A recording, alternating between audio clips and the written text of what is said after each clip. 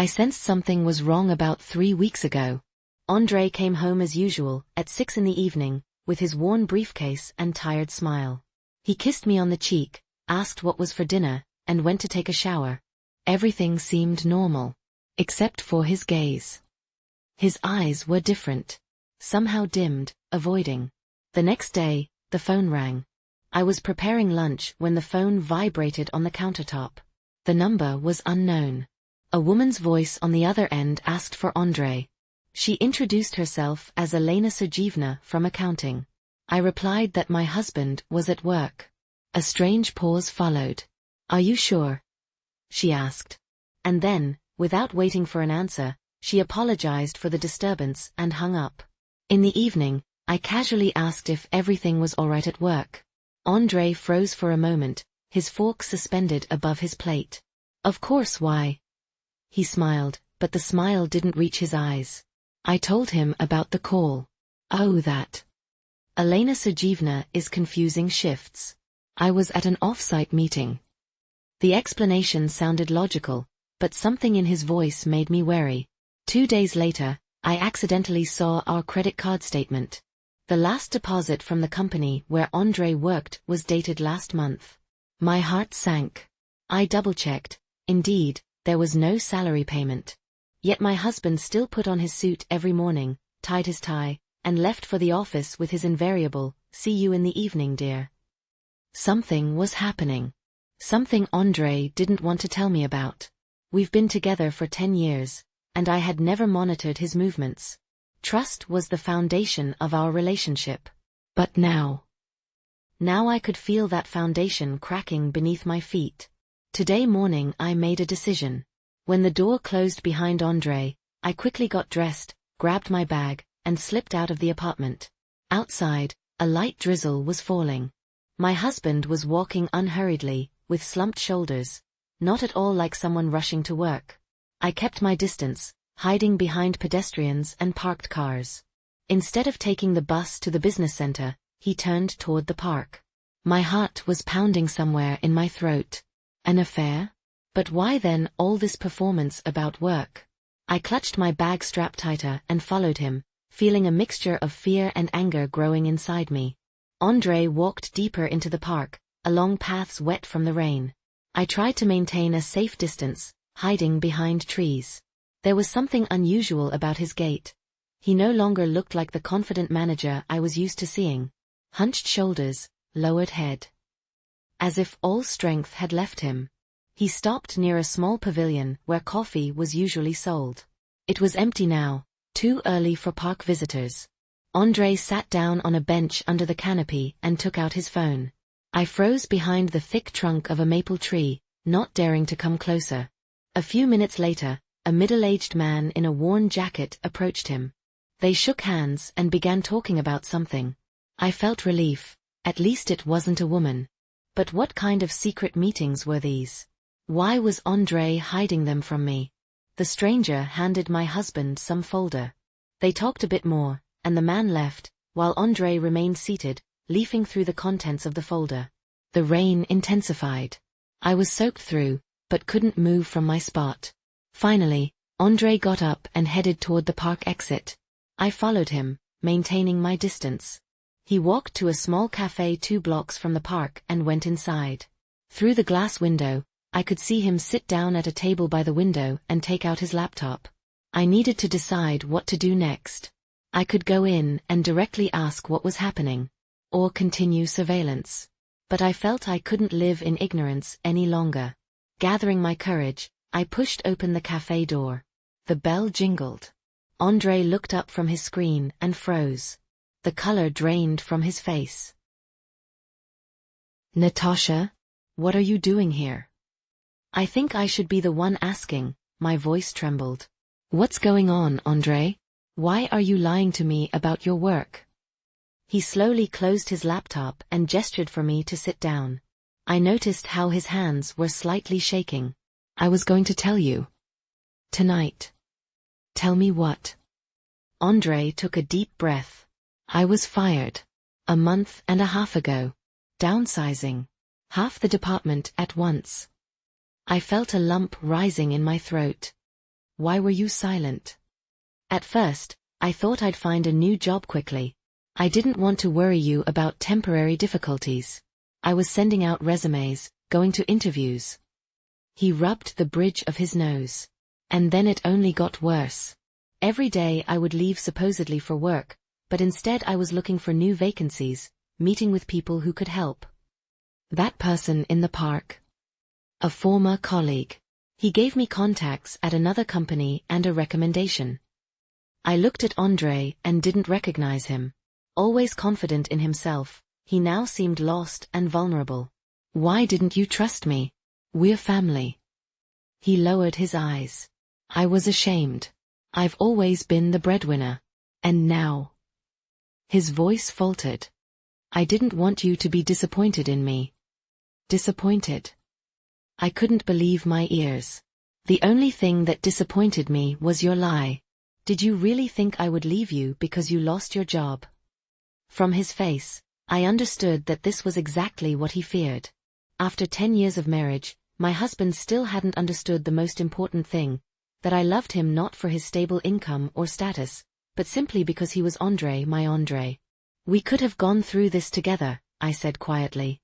I would have supported you. I know, he took my hand. Now I know. Forgive me.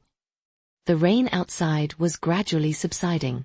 We sat in silence, holding hands, and I could feel the invisible wall that André had built from his fear and pride crumbling between us.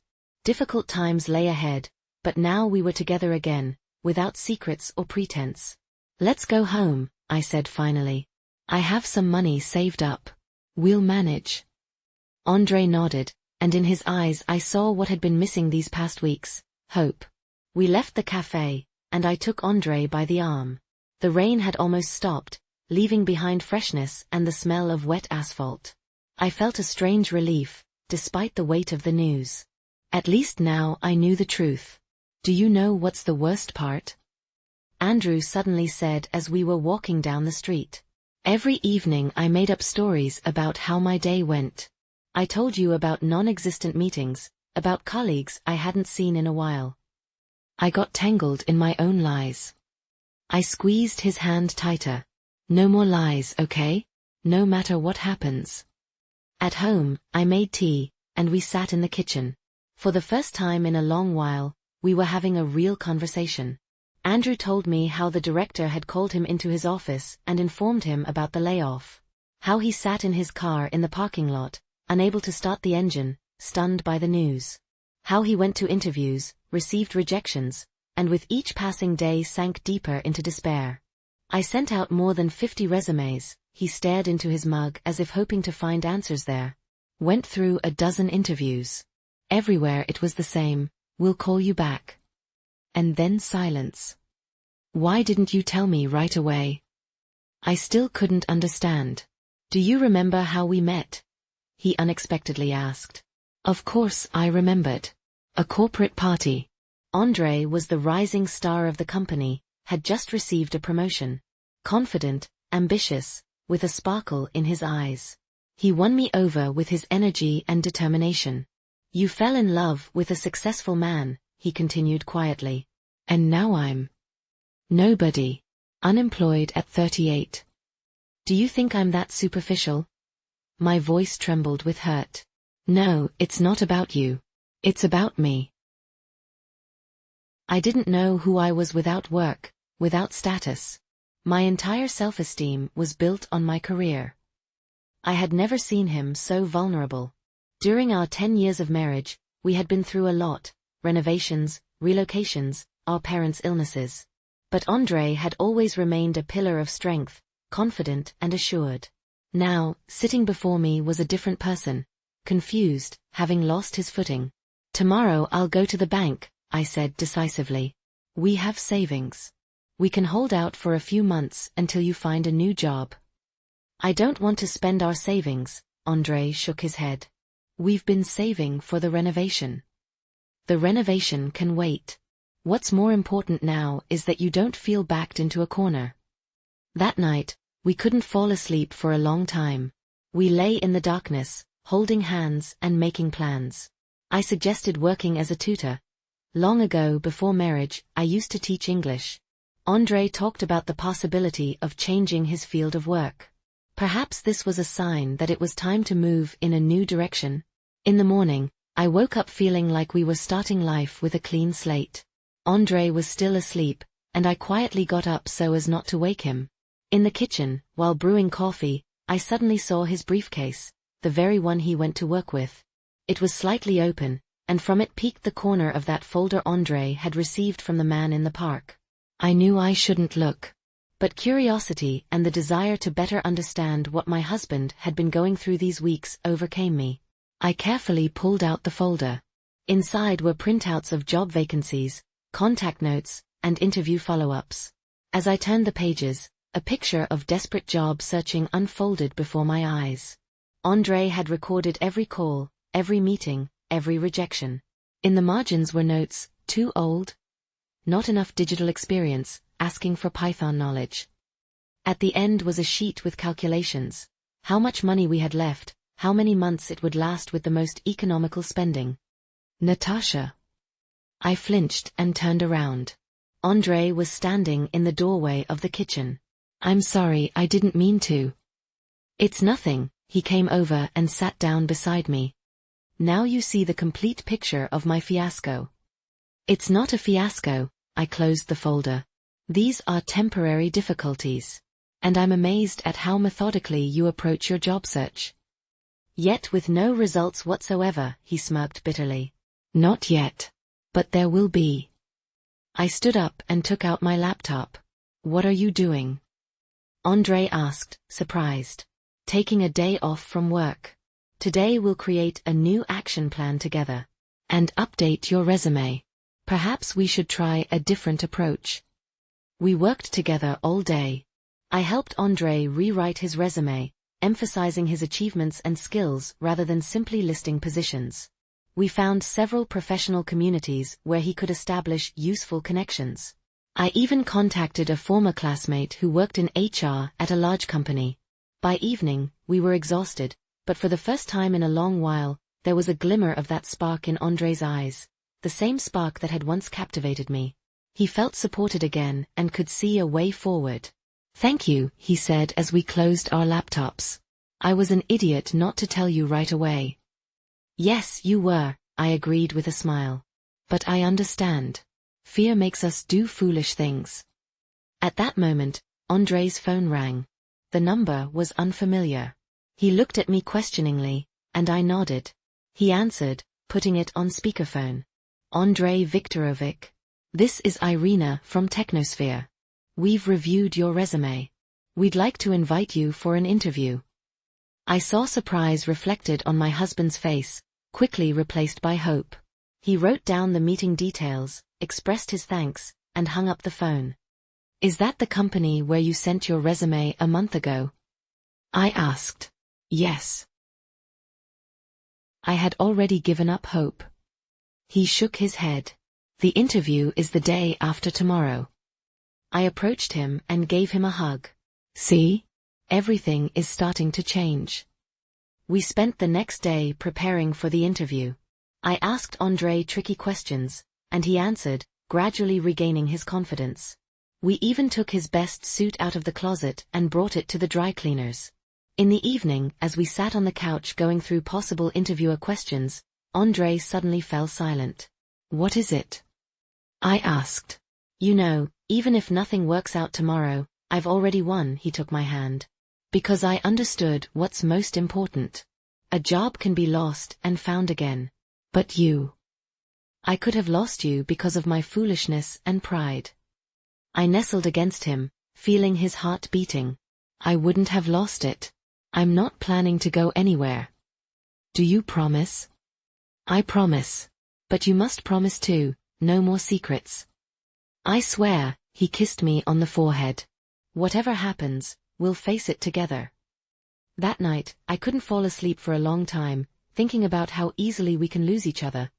Not because of great dramas or betrayals, but because of things left unsaid, because of the fear of appearing weak, because of the desire to live up to someone's expectations. But looking at André sleeping beside me, I knew, things would be different now. We had passed through a trial and emerged stronger.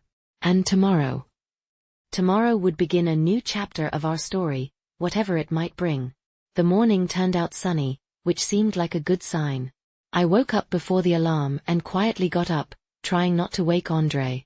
He deserved these last minutes of peaceful sleep before an important day. In the kitchen, I brewed fresh coffee and prepared his favorite omelette with cheese and herbs. Small rituals that provide confidence. When André emerged from the bedroom, I froze for a moment. In his pressed shirt, with neatly styled hair, he looked almost like the old André, a confident professional. But something in his gaze had changed. There was a depth that wasn't there before. "How do I look?" he asked, adjusting his tie. "Like someone they'll want to hire," I smiled, handing him coffee. We had breakfast in comfortable silence. I could see André mentally rehearsing possible questions and answers. His fingers trembled slightly, betraying his nervousness. "You know," he said suddenly, setting his cup aside, "I realized something else during these days." "What exactly?" "I've always defined myself through work. When people asked who I was, I answered, financial manager, department head. As if without a position, I didn't exist." I covered his hand with mine. "And who are you now?" He pondered for a moment. "I am André. A man who loves his wife, values honesty, and isn't afraid to start over. And work.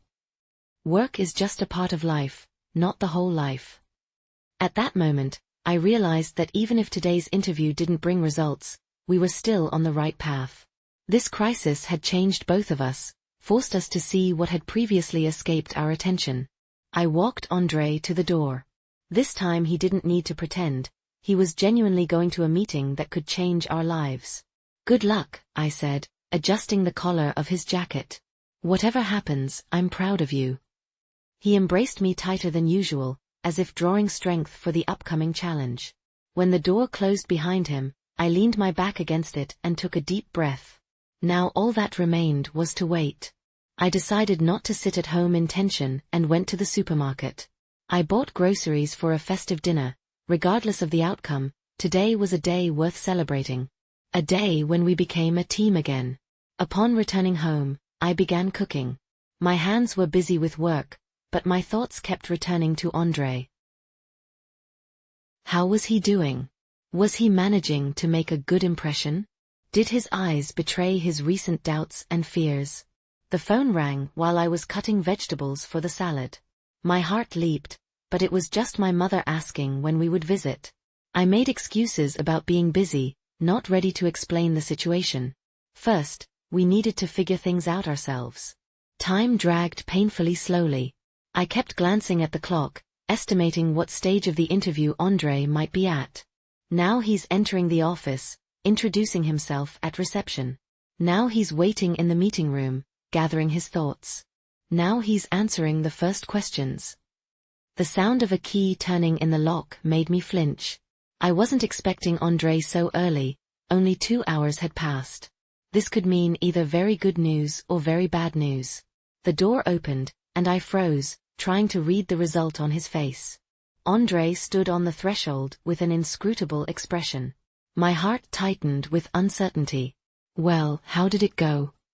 I couldn't bear it any longer. The corners of his lips slowly crept upward, transforming into a broad smile. "They said they would call back," he paused, savoring the moment, "but the HR manager whispered that I made an excellent impression and would most likely receive an offer." I threw myself around his neck, nearly knocking him off his feet. "I knew it. I knew you would make it." André was spinning me around the hallway, laughing like a child. His eyes were shining with that special gleam I loved so much. "They even hinted at the salary," he continued when we finally stopped. "About the same as at my previous job, but with growth prospects." "That's wonderful." I couldn't stop smiling. "We need to celebrate." "And what smells so delicious?" André sniffed the air, only now noticing the aroma coming from the kitchen. "I'm cooking your favorite steaks. And I bought a bottle of that red wine we had on our anniversary." "You believed in me more than I believed in myself," he gently touched my cheek. During dinner, André described the interview in great detail. How he was nervous at first, but then got carried away when they started discussing his projects. How he fortunately remembered a case that perfectly illustrated his approach to problem solving.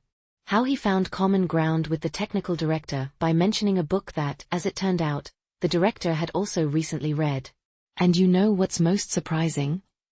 André said, taking a sip of wine. "I was absolutely honest.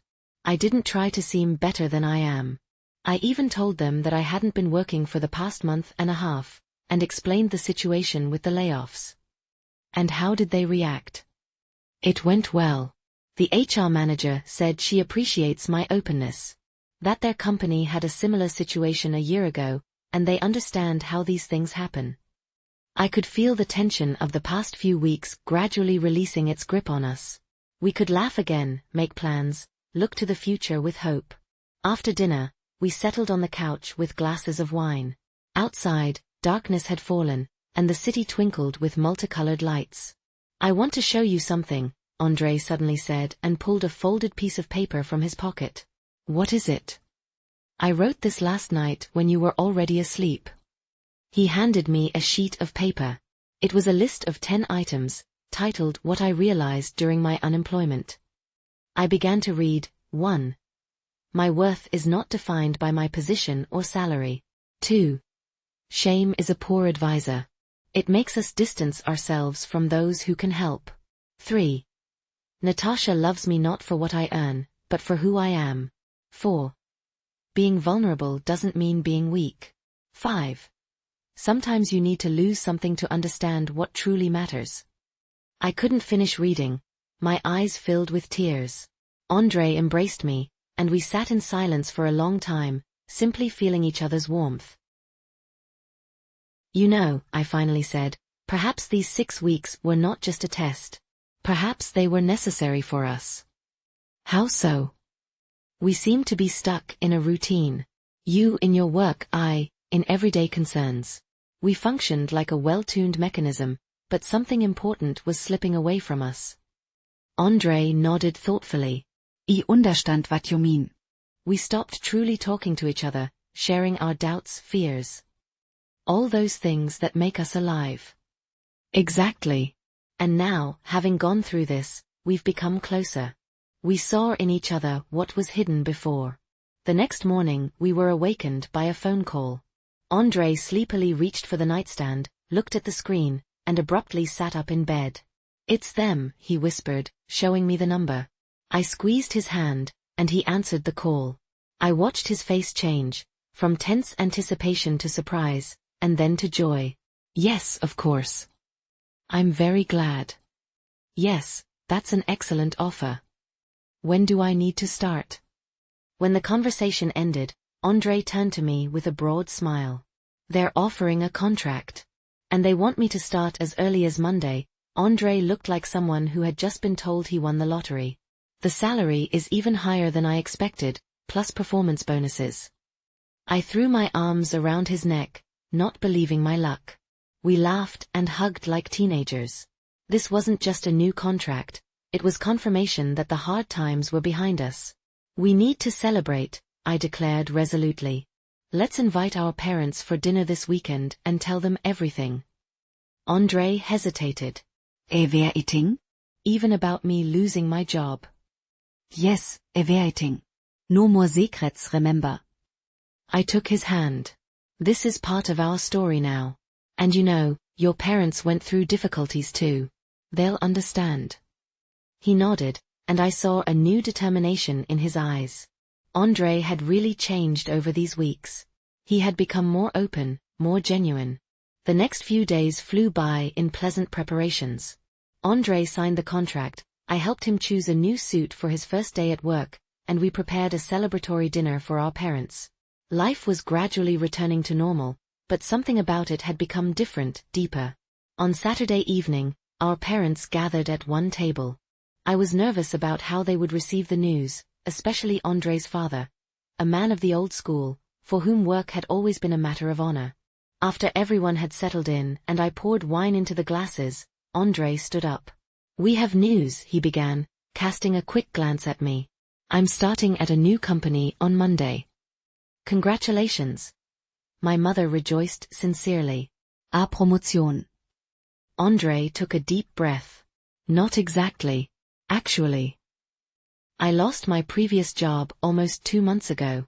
Layoffs. Silence hung over the table. I watched as surprise on the parents' faces gave way to bewilderment. 2 months ago? André's father asked again. But we saw each other. You didn't say anything. I didn't tell anyone, André admitted. Not even Natasha. Every day I would leave supposedly for work, while actually looking for a new job. It was not the wisest decision. I took his hand, showing my support. Why did you keep silent, son? Pain resonated in his mother's voice. André told everything, about his fear, shame, and how he didn't want to disappoint us. About how I tracked him down and how we finally had an honest conversation. With each word, the tension at the table decreased, and understanding grew. You know, André's father suddenly said, when I was about your age, I also lost my job. The factory closed, and I couldn't find anything suitable for 3 months. André looked up in surprise. I didn't know. Because I also kept silent, his father admitted with a bitter smile. I would leave every morning supposedly for my shift, but instead I'd sit in the park or library. Your mother only found out when she noticed I wasn't bringing home a paycheck. We all looked at André's mother, who nodded, confirming this story. Men, she shook her head with a gentle smile. Why do you always think you have to carry everything on your shoulders? Perhaps that's how we're raised, André replied. But I've learned a lot during this time. And the main thing is that real strength isn't about hiding your problems, but about knowing how to ask for help when you need it. His father placed a hand on his son's shoulder. I'm proud of you. Not for the new job, but for this lesson you've learned earlier than I did in my time. After dinner, when our parents had left, André and I went out onto the balcony. The night city spread out before us, twinkling with thousands of lights. I nestled against my husband, feeling his warmth. Thank you, he said quietly. For what? For not turning away from me when you learned the truth. For believing in me when I didn't believe in myself. For loving me. Simply for the fact that I exist. I raised my head and looked into his eyes. Do you know what I realized during these weeks? That true love is not when everything is good and smooth. True love manifests itself precisely in difficult times, when we see each other without masks and pretense. And I love you, the real you, with all your fears, doubts, and imperfections. André hugged me tighter, and we stood silently for a long time, looking at the city. Ahead was a new stage of our life. We didn't know what other trials it would bring, but now we knew one thing for certain. We would face them together, without secrets and half-truths, leaning on each other. On Monday morning, I woke up before the alarm. André was still asleep, and for a few minutes, I just looked at his face, so peaceful and serene. How deeply I loved him, this complex, proud, but so genuine person. I quietly got up and went to the kitchen to prepare breakfast. Today was a special day, André's first workday at his new job. The beginning of a new chapter in our life. When he came out of the bedroom, already fully dressed in a new suit, I felt a surge of pride. He looked composed and confident, but not like before. This was a different kind of confidence, not showy but profound, coming from within. How do I look? He asked, adjusting his tie. Like a man who knows his worth, I smiled, handing him coffee. Like a man who has been through a trial and emerged stronger. We had breakfast, discussing plans for the evening. I suggested celebrating his first day at the very cafe where we had our heart-to-heart conversation a few weeks ago. A symbolic completion of the circle. When it was time to leave, André hugged me tighter than usual. I love you, he said. And I promise, whatever happens today or in the future, I will always be honest with you. I love you too, I replied. Good luck today. You'll do great. When the door closed behind him, I approached the window and watched as he walked to the bus stop, with a straight back and head held high. But now I knew that behind this outward confidence was a person who wasn't afraid to be vulnerable, who could acknowledge his fears and weaknesses. And that made him truly strong. It made both of us truly strong. In the evening, as we sat in that very cafe, André enthusiastically told me about his first day, about new colleagues, projects, and how warmly he was welcomed. I saw in his eyes that same inspiration I had always loved, but now it was deeper, more genuine. You know, he said when dessert was served, I think this job isn't just a new page. It's a completely new book. In which we are co-authors, I added, raising my glass. To us. To honesty. To always remaining ourselves, no matter what happens. Our glasses met with a melodious chime that seemed to symbolize the beginning of something new and beautiful. We had walked through darkness and emerged into light, together, holding hands, having grown stronger through our trials. And I knew that now, whatever life might bring, we would manage. Because there is nothing stronger than two people who have seen each other in their most difficult moments and still chose to stay together.